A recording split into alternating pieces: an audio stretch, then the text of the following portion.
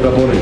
Saya tidak akan ragu-ragu dan saya tidak akan mengundur selangkah pun untuk menegakkan aturan-aturan agar organisasi lembaga Polri itu berjalan sesuai dengan tugas pokoknya, memberikan perlindungan, pelayanan, dan kemudian saya ingatkan, menghadapi era keterbukaan, tentunya rekan-rekan harus peka bagaimana rekan-rekan harus mampu melaksanakan komunikasi publik dengan baik, peka terhadap situasi, peka terhadap apa yang diharapkan oleh masyarakat, dan kemudian kita bisa melakukan langkah yang tepat. Kapan kita harus introspeksi, kita introspeksi, jangan anti kritik.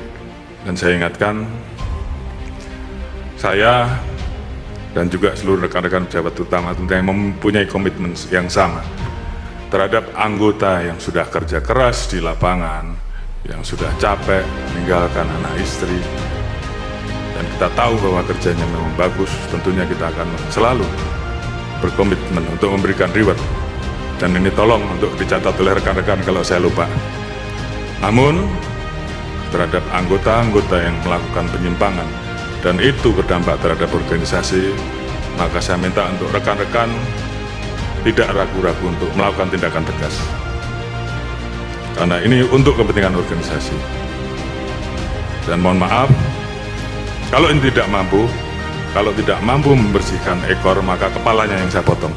Makin memanas, pengacara terpidana kasus Vina minta Ibtu Rudiana dicopot sebagai Kapolsek Kapetakan. Ini alasannya. Pengacara terpidana kasus Vina, Jogi Nainggolan, mendesak agar Kapolsek Kapetakan sekaligus ayah Eki, Ibtu Rudiana, dicopot dari jabatannya.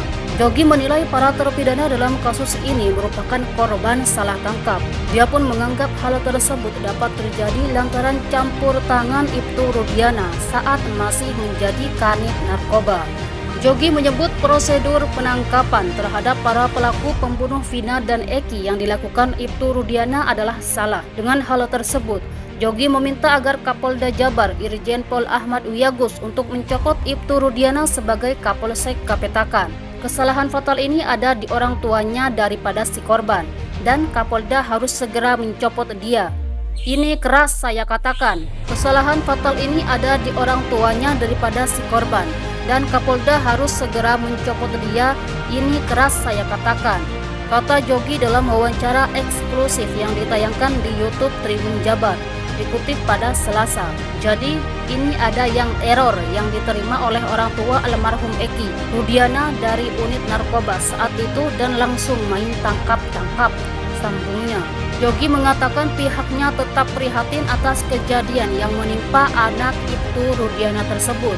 Namun menurutnya para terpidana tersebut juga memiliki hak untuk bebas dari segala tuduhan usai diduga sebagai korban salah tangkap. Oke, kita prihatin dan saat persidangan kita mengucapkan bela sungkawa.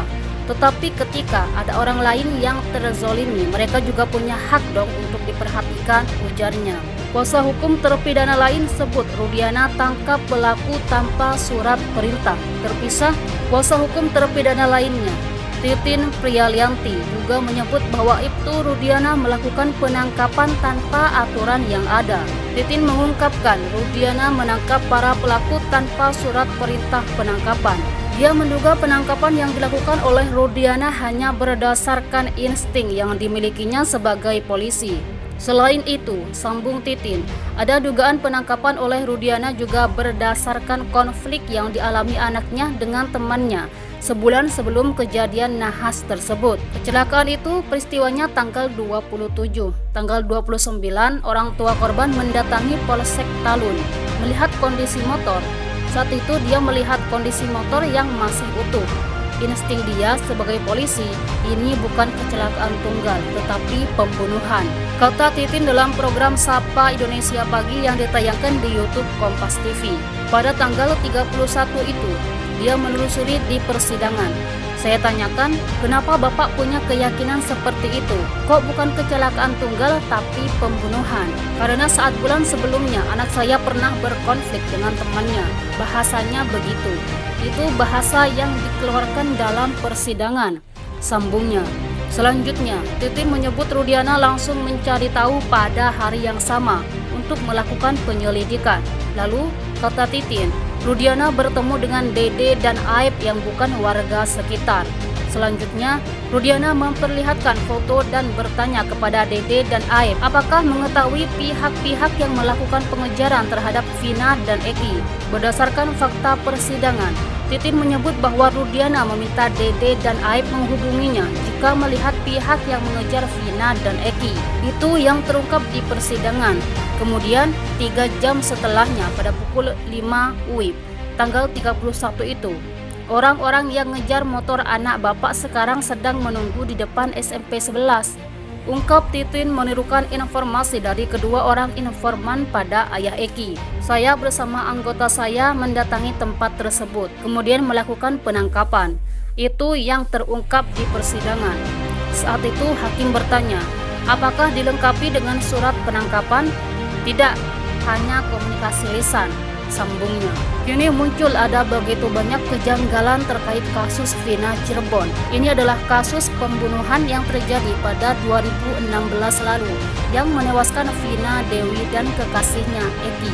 Kasus ini kembali viral dan jadi perbincangan setelah tayang film dengan judul Vina di bioskop-bioskop Indonesia.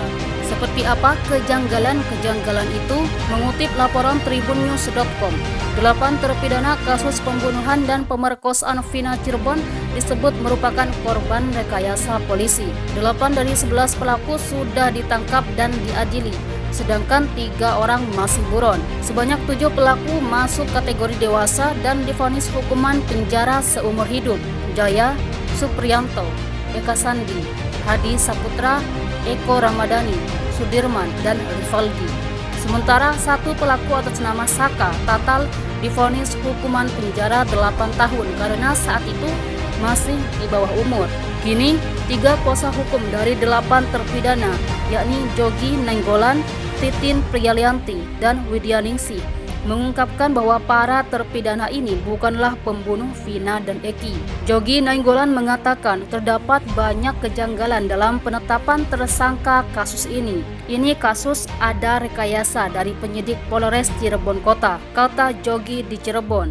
Dia bilang, kasus itu direkayasa lantaran ke-8 terpidana tidak mengenal korban Vina dan Eki, serta 3 pelaku yang masih buron. Bagaimana mungkin klien kami yang tidak kenal DPO itu duduk sebagai terdakwa, ucap dia.